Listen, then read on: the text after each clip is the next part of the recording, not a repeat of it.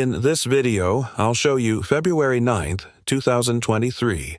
Attorney Claire Hall noticed a car accident while she was driving in South Kingstown, Rhode Island. Miss Hall stopped to provide assistance to the two drivers, a 17-year-old high school student and a 21-year-old college student. While Miss Hall and the drivers waited for the police to arrive, Miss Hall contacted the high school student's father. A few minutes later, Officer Matthew White and Officer Anthony Souza of the South Kingstown Police Department arrived on the scene. The key's stuck.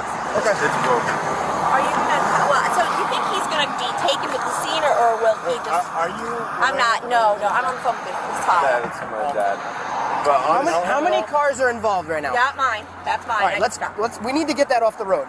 All right, can we get that into the parking lot? We'll take care of him, man. Paramedics coming from second line. I'm just trying to tell his father. So okay, well, we're in the middle of the highway, right? Okay. So, all right, can you move your car, please? Thank you. My man, is your car drivable? Yes. All right, we're gonna get it off to the side of the road, all right? All I'm saying is I can leave. I just want to tell his father. You don't have to leave. Just move your car. I just want you to tell me. Are you okay? Yeah, I'm all right, okay. let's have a seat right over here, man. Is that your mom? No. No? You want to talk to his father here? Why don't you talk to his father? I'm working. Can you please go sit in your car? You have nothing to do with His this scene. father, I'm an attorney, because he's a minor. You need to tell me, is he going to be here? I don't need to tell you anything. I'm going to arrest you in a second if you don't get in your car. Do you understand me? I'm not kidding you. You are kidding. You are impeding an investigation right now, and you're really bothering me. What should Go I tell sit in his your father? car. What I will should I talk to tell him his in a minute. father? Get in your car now. Tell, take it. No, you do not touch me. Oh my God, stop. What are you doing? Oh my God, What are stop you doing? it. Are you kidding me? Knock it off. Yes. Tell him to get his hands Yes, off me. I do. Tell him to get his hands off me. Oh my God. Are you Stop. kidding? Stop. No, I'm not stopping. I'm wearing a body cam. Record it. I understand, but why am I under arrest? The officers to talk to the father of one of the drivers before she moves her vehicle. The officers place her under arrest, claiming it was because she was not listening to them. In general, courts have held that police may take reasonable steps to maintain safety and control of crime scenes, accident sites, and investigations, including ordering bystanders and other third parties to leave an area. For example, in the 1972 case of Colton v. Kentucky, the Supreme Court affirmed a disorderly conduct conviction against a third-party citizen who refused several requests from officers to leave a traffic stop they were conducting. The court concluded that the conviction did not violate the First Amendment because the individual had no constitutional right to observe the ticketing process or engage the issuing officer in conversation, and his actions were interfering with the enforcement of traffic laws. The court also noted that, now quoting, "The state has a legitimate interest in enforcing its traffic laws, and its officers were entitled to enforce them free from possible interference or interruption from bystanders, even those claiming a third-party interest in the transaction." Likewise, Section 31-12-3 of the Rhode Island General Law states that, quote, "No person shall willfully fail or refuse to comply with any lawful order or direction of any police officer invested by law with authority to direct, control, or regulate traffic, including any order or direction pertaining to fire lane parking violations, whether on private or public property." In the 1971 case of State ex Rail Scott v. Berberian, the Supreme Court of Rhode Island upheld an individual's conviction under this statute for refusing to comply with an officer's order to move his vehicle, which he had parked in an intersection to make a delivery. In reaching this conclusion, the court determined that, quote, "Nothing in the statute limits the authority of the police officer to issue an order that will forestall the obstruction of traffic. Nor is there anything that warrants our finding that a standing vehicle, illegally parked or otherwise, is not traffic within the purview of Section 31-12-3, and a hold otherwise would be to defeat the obvious purpose of the statute, which is to prevent congestion of traffic, a result likely to flow from the obstruction of the highway by a standing vehicle. Accordingly, it is likely that a court would conclude that the officers were within their authority to order Miss Hall to move her vehicle, and that they would have had probable cause to arrest her for refusing to do so. Okay, I will come down. Can you please? Take a breather. No, you don't take a breather. I'm fine. I just moved my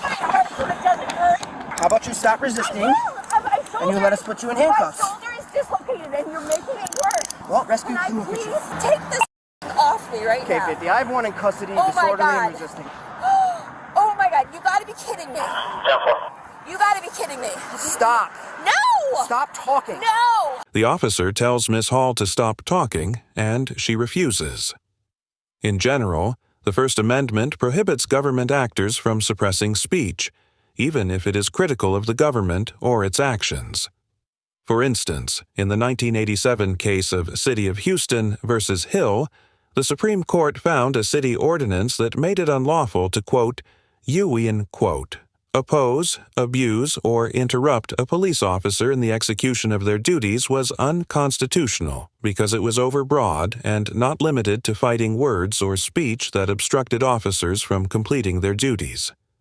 However, because officers have the authority to take reasonable steps to control crime, investigation, and accident scenes, as the U.S. District Court for the District of Colorado explained in the 2023 case of Segaggio versus Diaz, quote, police officers have some latitude to restrict speech in the course of an investigation without running afoul of the First Amendment.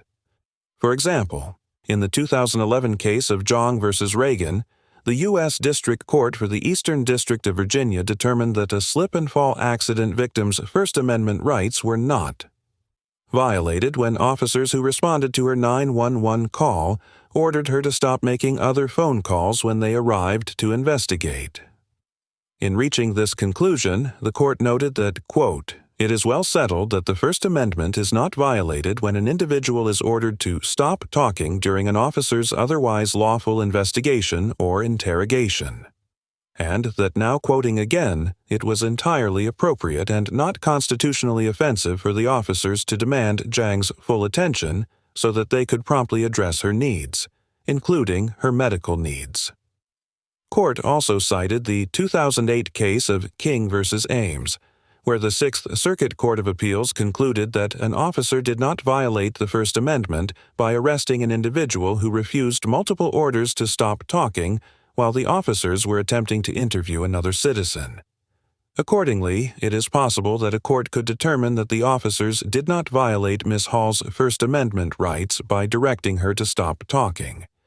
However, it is important to note that Miss Hall had already been arrested at the time she was ordered to stop talking, and although officers have the authority to restrict an individual speech when it interferes with their duties, it is not clear that Miss Hall's protestations were actually. Oh my Let's God. go put her in my car. I just wanted to know. I could tell his father if he's going to the hospital. I'm not even involved in this. That was our point the You whole were time. You are screaming not at me. involved. We Meredith. instructed you to do something, I'm a good and you Samaritan refused to do it. I'm a good Samaritan who stopped to help a kid, and this Let's is go. what happened. Okay, stop grabbing me. I'll get up on my own. You're hurting me. Now. Oh my God, stop it. Ow! Ow! Okay, stop. Get my shoe. Please get my shoe. Okay. Oh my God, I cannot even believe this. Stop pushing me, please. I will walk. You guys don't know how much trouble you are. I'm going to sue you both for assault. I can't. I don't have to. You guys, where do you get this? My keys, I need my phone. It's on the ground over there. I will grab it. Call my husband. He's also an attorney. Go ahead, get it. This is so bad. Yeah. I Grab your can't shirt. even. The phone's right here. Oh, surprise. She was just out of the car.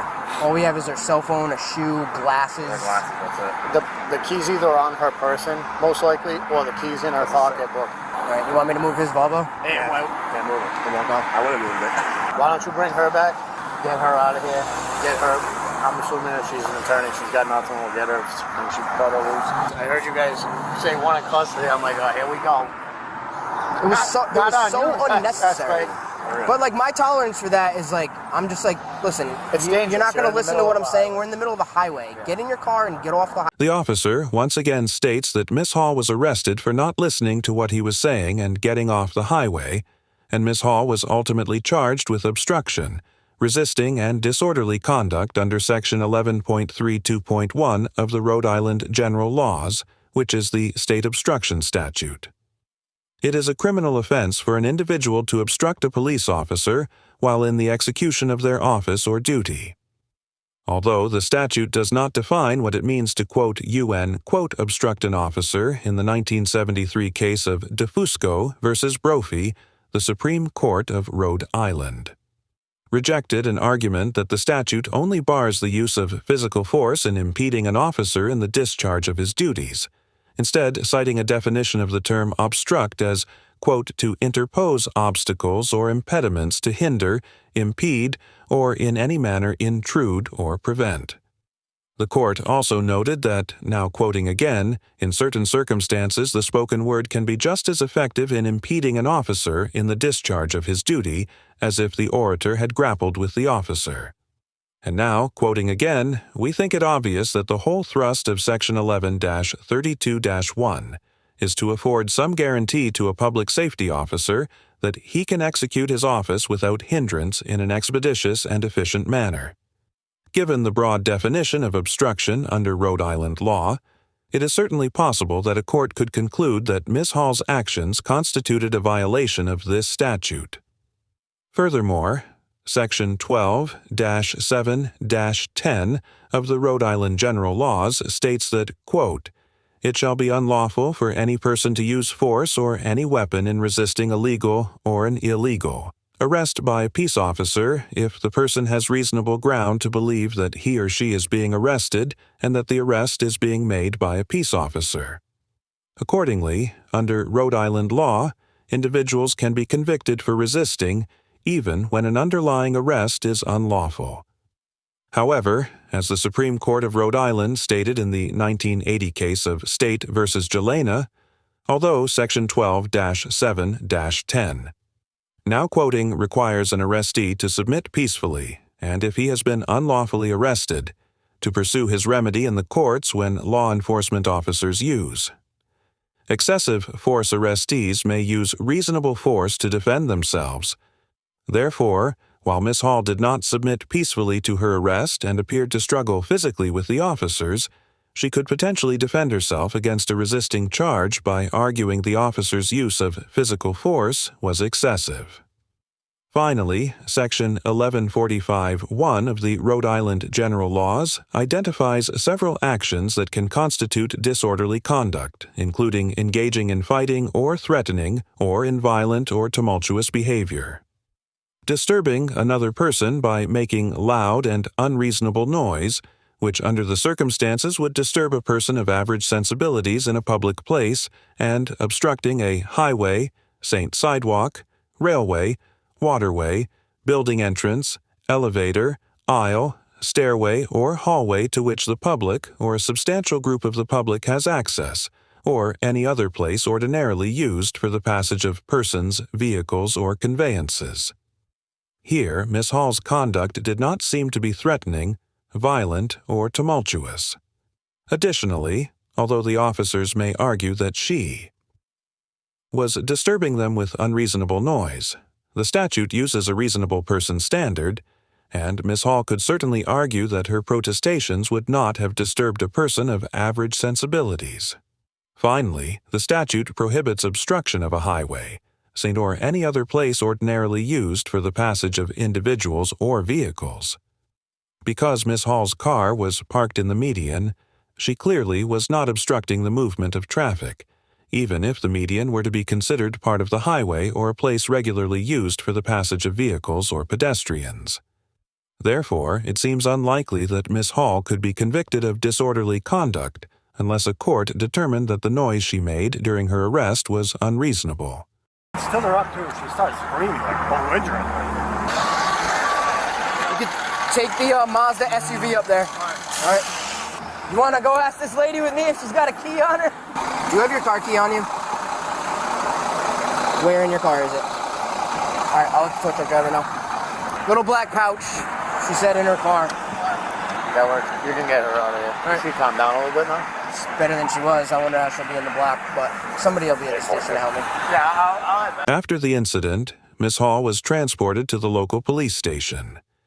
While in the vehicle, Ms. Hall alleged that Officer White turned off his body camera and that he informed her none of the cameras at the station worked. Ms. Hall also claimed that she asked the officers to not process her because her career would be ruined, and that Officer White responded to this request by forcefully pushing her to a cell. As we discussed earlier in this episode, Ms. Hall was ultimately charged with obstruction, resisting, and disorderly conduct. Public court records indicate that on July 24, 2023, the charges were disposed of during a pretrial conference. However, although the case is closed, the resolution is not publicly available. On August 31, 2023, Ms. Hall and her husband James filed a lawsuit against the South Kingstown Police Department, Police Chief Matthew Moynihan, Officer White, and Officer Souza, alleging multiple constitutional violations. The complaint claimed that Ms. Hall was physically injured, placed in imminent fear for her well-being, emotionally and mentally damaged, embarrassed, and unlawfully and wrongfully charged. As a criminal, and Mr. Hall alleged a loss of consortium as a result of the emotional scarring, embarrassment, and psychological damage resulting from these events. As of the date of writing this episode, the lawsuit is still pending.